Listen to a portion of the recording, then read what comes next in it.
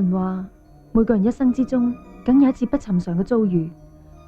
因為我要做一個眼部嘅小手術，所以會暫時失明，睇唔到嘢3日。點知呢3日就係我一生之中最驚險嘅3日。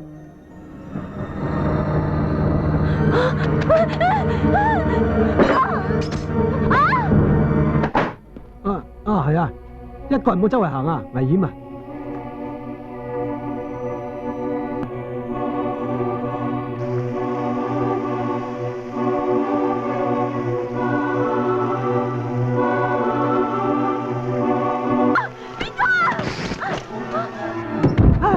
喂，阿心啊，有賊入屋啊！我唔叫佢打正個屍體用。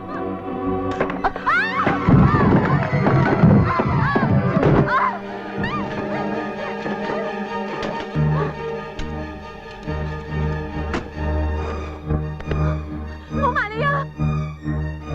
救命啊！救命啊！救命啊！救命啊！哎呀！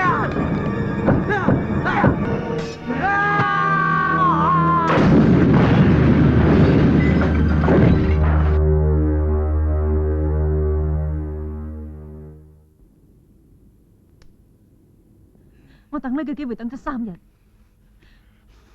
我一陣逐忽肉割你落嚟，煎翻俾你自己食。